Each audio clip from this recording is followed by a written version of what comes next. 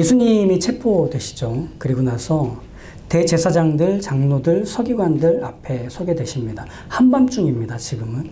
이들은 이제 예수님을 신문하려고 합니다. 그런데 이들의 신문은 약간 불법적인 성격을 갖고 있습니다. 왜냐하면 우선 재판이 밤에 이루어지는 것부터 이상한 겁니다. 여기에 모인 사람들은 이미 모여야 할 사람들만 모인 겁니다. 모든 사람들이 참여할 수 있는 기회가 주어지지 않은 재판의 자리겠죠. 무엇보다도 이 재판은 예수님을 죽이기 위해서 모인 재판이라는 점에서 그것조차 불법입니다. 재판이라는 게 죄가 있는지 없는지를 밝히는 거잖아요. 근데 이미 예수님을 죽이기 위한 목적으로 재판을 하는 거라면 결과를 정해놓고 그 앞을 짜맞춘다는 얘기입니다. 말이 안 되는 재판이 한밤중에 이루어지는 거죠. 지금 대제사장들, 장로들, 서기관들, 즉 산헤드린 공회라고 하는 중요한 하나의 기관이 있었습니다. 그런데 이 기관은 판결을 내려서 형벌을 주는 형태의 재판은 할 권한이 없었습니다. 왜냐하면 지금 이스라엘은 로마 제국의 지배를 받고 있거든요. 그러다 보니 로마 제국의 모든 형법에 대한 권리를 다 가지고 있었습니다. 그들은 재판장이 없어요. 법원이 없어요. 자기들의 법을 갖고 있지도 못하고 그 법을 집행할 수 있는 권한도 갖고 있지 못해요. 그러니 지금 이 대제사장의 뜰에서 이루어지는 일은 뭐냐면 예수님을 어떻게든지 죽이기 위해서 죄를 찾아내서 그걸 가지고 빌라도의 법정에 예수님을 세워 고소하기 위한 목적으로 이 재판을 벌이고 있는 중입니다. 그래야 이방인들의 손에 예수님이 사형 선고를 받아 죽게 할 수 있기 때문이죠. 이게 아침이 되면 일어나게 될 다음 주의 일들입니다. 이미 대제사장의 뜰 안에는 많은 증인들이 모여서 체포된 예수님에 대한 치명적이고 악의적인 증언을 막 쏟아내고 있는 중이에요. 하지만 이 증인들의 증언은 이미 거짓말이기 때문에 서로가 충돌해요. 잘 맞지도 않아요. 논리와 근거까지 빈약합니다. 그렇게 시간이 흐르고 자꾸 예수님을 어떻게 잡을 수 있을까, 죄를 물을 수 있을까에 대한 사실들이 희미해질 무렵 대제사장은 마치 던지듯 질문합니다. 내가 찬송받을 이의 아들 그리스도냐? 이렇게 묻습니다. 이거에 대한 예수님의 대답이 그 다음에 이어지죠. 예수께서 이르시되 내가 그니라. 인자가 권능자의 우편에 앉은 것과 하늘 구름을 타고 오는 것을 너희가 보리라. 대제사장의 뜰에 모인 모든 사람들의 목적은 한 가지라고 했죠. 예수님을 사형 판결 받을 수 있도록 죄를 찾아내는 것. 그게 목적이었잖아요. 그런데 예수님이 그걸 자기 입으로 내놔버린 겁니다. 예수님이 난 하나님의 아들 그리스도다 이 말만 하지 않으셨어도 사실은 이 대제사장의 뜰에서 벌어진 재판은 그냥 유야무야 없어질 상황이었습니다. 왜? 제자들이 나서서 예수님이 그런 말 했다고 증언하지 않을 거잖아요. 다 도망갔잖아요. 아무리 많은 증인들이 증언을 해도 이 증언들끼리도 서로 충돌하고 맞질 않으니 예수님이 자기가 실토하지 않는 이상은 예수님의 죄를 밝혀낼 방법이 없는 상황으로 가고 있는 중이었습니다. 근데 예수님 본인이 직접 얘기하신 거예요. 그러니 본인이 자백을 했고 예수님을 죽일 의도를 가진 사람들이 다 들어버렸으니 이건 이제 물릴 수도 없는 겁니다. 너무 졸려서 말이 헛나왔네? 이렇게 될 수 없는 거예요. 그래서 대제사장은 예수님이 그 말을 하자마자 급히 일종의 퍼포먼스를 시작합니다. 무엇이었냐면 옷을 먼저 찢습니다. 그리고 나서 63절과 64절에 보시면 우리가 어찌 더 증인을 요구하리요 그 신성 모독하는 말을 너희가 들었도다 너희는 어떻게 생각하느냐 라며 그 자리에 모인 사람들에게 어떻게 처리할지를 묻는 것으로 대제사장은 질문을 던집니다. 그러니 이 대제사장의 뜰에 있던 사람들은 예수님을 사형에 처해야 한다라고 외치기 시작했죠. 그리고 예수님께 침을 뱉거나 주먹과 손바닥으로 예수님을 때리면서 죄인 취급을 하기 시작했습니다. 이렇게 대제사장의 뜰에서 예수님은 자신의 대답으로 거짓말쟁이, 사기꾼, 사이비 교주라는 죄명이 달린 죄수가 되어버렸습니다. 유대 종교 지도자들과 또 유대인들 중에 어떤 사람들은 예수님을 하나님이 보내신 그리스도, 구원자로 여기는 이 분위기를 너무 못마땅해 했었습니다. 그래서 어떻게든 저 예수가 사기치는 거짓말쟁이 또 사이비로 정체를 밝혀내고 싶어 왔습니다. 이 자리는 바로 그 실체를 밝히는 자리였었죠. 이 대제사장의 뜰은 그렇기 때문에 예수님의 실체를 밝혀 사형 판결을 받게 하는 모든 게 세팅된 자리였습니다. 뭐 하나만 있으면 된다? 예수님이 잘못한 게 하나만 있으면 되는 상황. 그래서 여기 모인 모든 사람들은 철저히 자기 역할을 하는 중이었어요. 예수님이 가르치신 것과 해오신 일들이 하나님이 시키셔서 한 일이라거나 하나님의 뜻이어서 순종한 일이라는 식으로만 말해도 대제사장은 그건 네 생각이지 라며 신성모독으로 걸어 넘길 준비를 하고 있었습니다. 대제사장은 정한 결과대로 판결을 내려서 예수님이 죄인이라는 것을 꽝꽝꽝 하면 됩니다. 그리고 대제사장이 하나님과 상관없는 자라고 하면서 죄명을 던지면 다른 유대인들은 예수님을 죄인으로 대할 준비를 하고 있었습니다. 그러니 그 일이 속히 진행된 거죠. 예수님이 내가 하나님의 아들이다. 나는 그리스도다.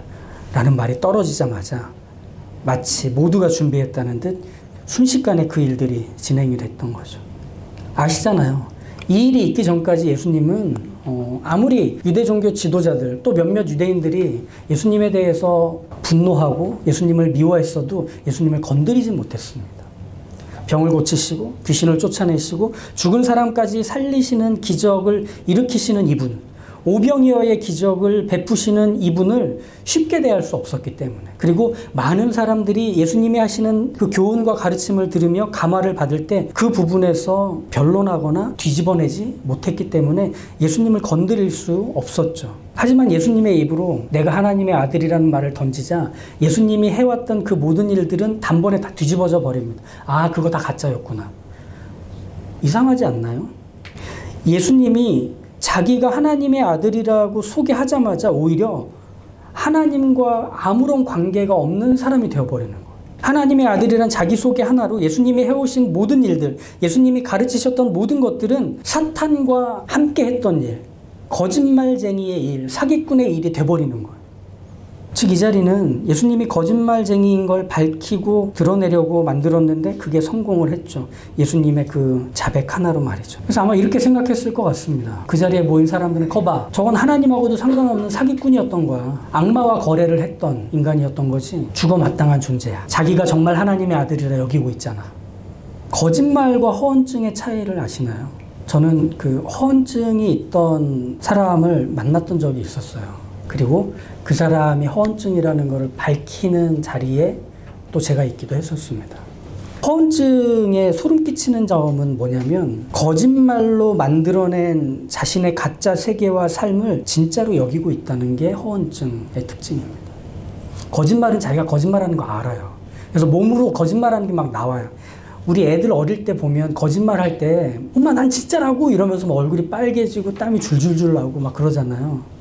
거짓말은 자기가 거짓말하는 줄 아는데 허언증은 자신이 거짓말을 하고 있는 줄 모릅니다.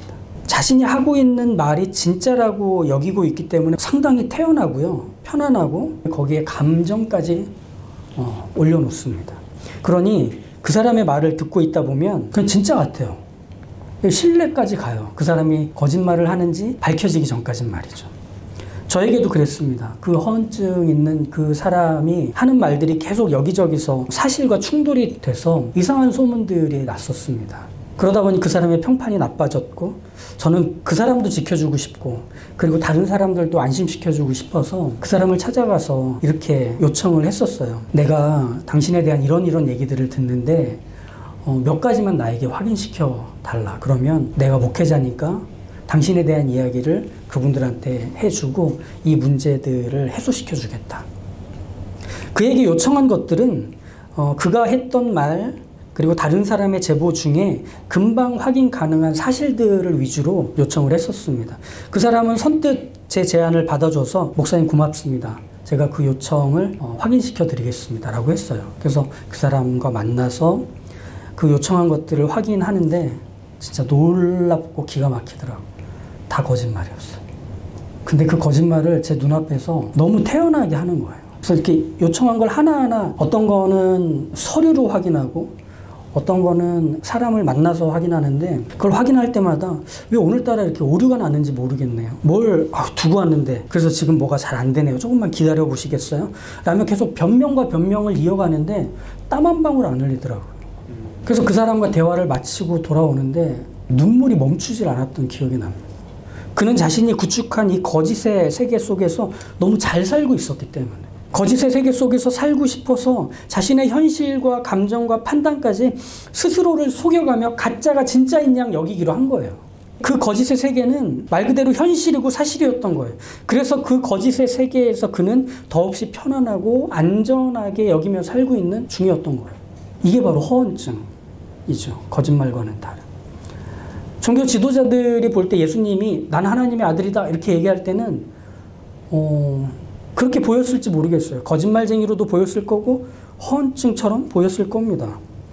자신들은 어떤 사람들이냐? 아브라함의 자손이고 할례를 받고 모세의 율법을 준수해오고 있고 성전에서 제사를 드리며 기도하기도 하고 절기를 지켜왔던 말 그대로 진짜 이스라엘, 진짜 유대인들이잖아요. 그들에게 계속해서 쌓여왔던 이 모든 하나님 앞에서의 수고와 헌신은 자신들이 하나님의 백성이고 진짜 이스라엘인 걸 계속 증명해주고 있는 것들이었을 거예요. 근데 예수님의 존재가 그들에게 너무 밉고 싫었던 이유는 사실은 이 종교 지도자들이 허언증이었던 거죠. 그들이 사실로 여기고 있는 내가 율법을 잘 지키고 내가 할례를 받고 내가 제사를 열심히 드리고 기도를 열심히 하고 헌금을 내고 성경을 열심히 보면 그게 진짜 하나님의 백성인 거야. 그게 진짜 하나님이 복을 주시고 하나님이 지키시는 하나님의 자녀, 이스라엘인 거지. 라고 생각하는 그들의 세계 안에서 그들은 안전하고 안심해하며 살고 있었던 겁니다. 오랫동안 하나님과 어떤 관계도, 하나님을 사랑하거나 하나님을 위해서 살아가는 어떤 삶도 살아본 적이 없으면서도 하나님의 백성이라고 여기고 있는 이 유대인들의 가짜 세계, 거짓의 세계를 깨트리는 돌처럼 예수님의 등장이 있었던 거예요. 지금 이들이 예수님을 죽이려고 하는 이유는 자신들의 거짓의 세계를 지키려고 하고 있는 거예요. 그러니 예수님이야말로 자신들의 세계를 모조리 부정하고 거부하게 만드는 위협적인 존재라고 여길 수밖에 없었던 거죠. 예수님의 나는 하나님의 아들이다 라는 이 자백은 그런 면에서 던져진 돌과 같았던 겁니다. 유대인들이 그동안 잘못 하나님의 백성처럼 확신하며 살아왔던 그 견고한 세계에 균열을 가하는, 위기를 초래하는, 그래서 붕괴의 시작을 알리는 예수님의 자신을 던지시는 외침이셨던 거죠. 교회를 꾸준히 다녀왔어. 우리는 3대째 믿는 집안이야. 난 올해도 성경 통독을 했네. 난 교회에서 봉사도 하네. 난 기도도 열심히 하네. 라고 하는 것들로 하나님이 나를 돌보시고 지키시고 복과 번영을 주실 것이라는 기대 속에서 살아가는 모든 것들은 다 우리의 가정과 상상일 수 있다는 얘기입니다. 그것으로 마음이 편한 거예요. 지금은 안 주시지만 곧 주실 거야. 내가 조금 더 열심히 하면 하나님이 빨리 일하실 거야. 나에게는 괴로움과 곤란과 시련이란 것은 금방금방 넘어갈 수 있는 삶의 아주 작은 파편에 불과한 것들 뿐이야. 양쪽 겨드랑이에서 날개가 빠져나와 날아갈 수 있게 만드시는, 나를 사랑하시는 하나님이야 라고 하는 것들에 스스로 취하고 그것들을 즐기는 신앙의 모습이 말하자면 일종의 허언증 같은 겁니다. 그게 과연 진짜 신앙인가? 바로 이 부분을 예수님은 집요하게 깨트리고 싶어 하십니다. 그리고 그것이 깨졌던 한 사람을 우리는 오늘 말씀에서 만납니다. 베드로입니다. 베드로는 체포되어 끌려가시는 예수님을 멀리서 따라갑니다. 그래서 대제사장의 아랫들, 윗들 말고 아랫들까지 들어갑니다. 거기서 베드로를 알아본 한 여자 앞에서 베드로는 예수님을 모른다고 부인하며 그 자리를 옮겨갑니다. 그런데 이 여자가 따라와요. 아니야, 너 봤다니까 라고 하는 말에 강하게 부인하며 또 그 다음으로 자리를 옮깁니다. 그러자 더 많은 사람들이 베드로를 알아보면 너 예수님의 제자잖아. 너 예수님하고 한패잖아. 너 그 갈릴리 사람이잖아. 라고 하는 말에 베드로는 자신은 예수님을 절대 모른다며 저주하고 맹세하기까지 합니다. 그때 닭이 웁니다. 그러면서 베드로는 떠올리죠. 예수님이 닭이 2번 울기 전에 네가 나를 3번 부인할 거다 라고 했던 그 말씀. 베드로는 자신이 예수님을 부인하거나 거절하거나 버릴 제자라는 생각을 해본 적이 없습니다. 오히려 베드로는 예수님을 그리스도요 살아계신 하나님의 아들이라고까지 고백했던 사람이잖아요. 이 정도의 확신, 이 정도의 이해, 이 정도의 충성과 의리를 가진 나라는 제자는 절대 예수님을 부인할 수 없어 라고 하는 가정과 상상 속에서 자신의 모습을 갖고 있었습니다. 그런데 이게 현실에서 와장창 깨지는 거죠.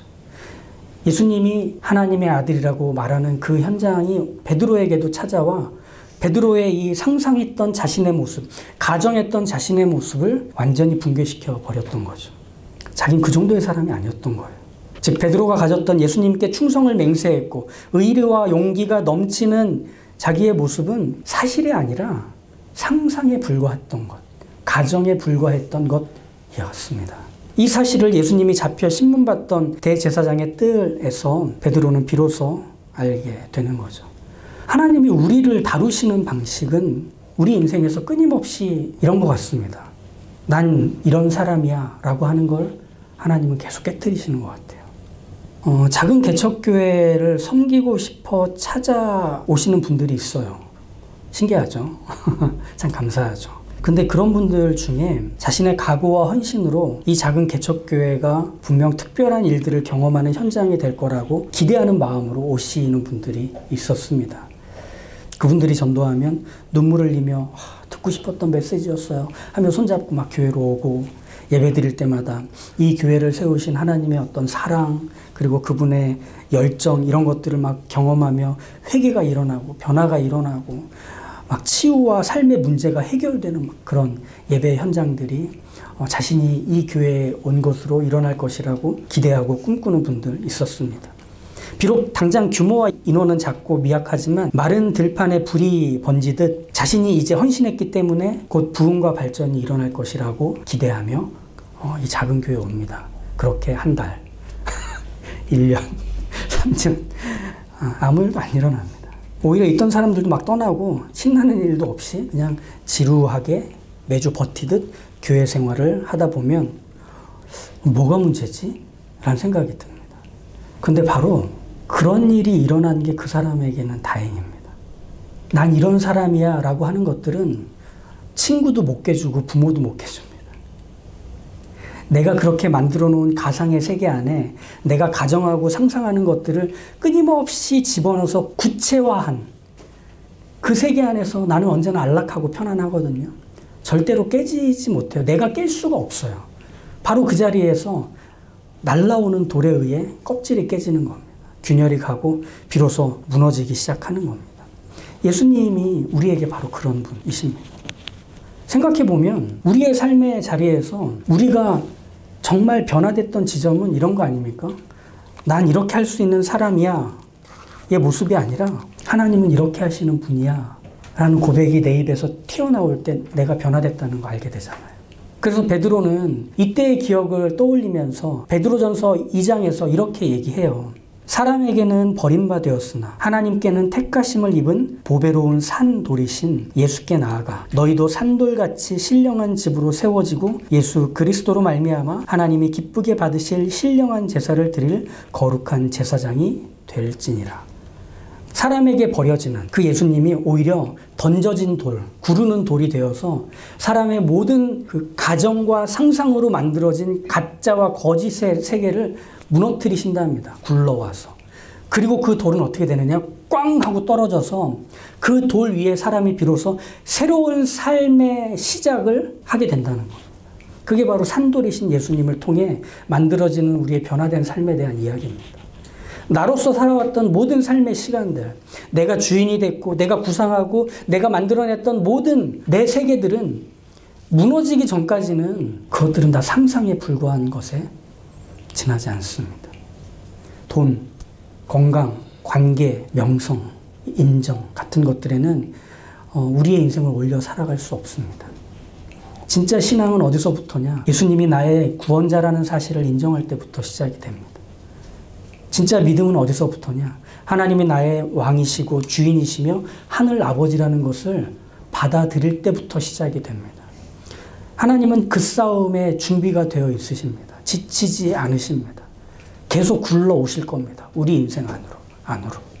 그래서 균열을 가하시고 위기를 초래하시고 기어이 붕괴시키신 후에 새로운 터를 지어 그 위에 우리의 인생을 올려놓으라고 하실 겁니다. 그렇게 우리가 새롭게 된 겁니다. 기도하겠습니다. 하나님, 우리는 새로움이 싫습니다. 익숙하고 자연스럽고 편안한 것을 끊임없이 삶에서 붙잡고 그것으로 내 삶을 가꾸고 꾸미려고 합니다. 그리고 그 안에서 잘 살아보려고 애씁니다. 그러나 하나님은 거기에 저희의 인생을 두지 않으십니다. 하나님은 끊임없이 저희 인생에서 위기가 되십니다. 하나님은 끊임없이 저희 인생에서 위협이며 놀람이 되십니다. 네가 주인이 됐고 네가 원하는 것들만이 만들어진 세계는 거짓과 가짜의 세계고 추상적이며 막연한 세계다. 내가 너에게 사실을, 현실을, 그리고 진짜를 삶이 되도록 만들어 주겠다. 그러니 나와 함께 이 인생을 가자. 비록 그 자리에서 너의 자존심이, 그리고 너의 실력이, 그리고 네가 갖고 있는 많은 것들이 피해를 보고, 그리고 손해를 입고, 그리고 무너지는 일들을 경험하겠지만 거기서 새로움이 싹트며 피어오를 것이며 거기서 무너지지 않는 것들을 세워갈 수 있을 것이며 거기서 너의 진면목을 만들어내는 나의 손길을 맛볼 것이다. 그러니 나와 함께 가자. 지금의 것들을 깨트리고 새로움의 자리로 가도록 하자. 말씀하시는 그 주님의 음성에 반응하여 달려가는 저희가 되게 하여 주십시오. 베드로도 무너졌던 자리가 새롭게 시작되는 자리가 되었습니다.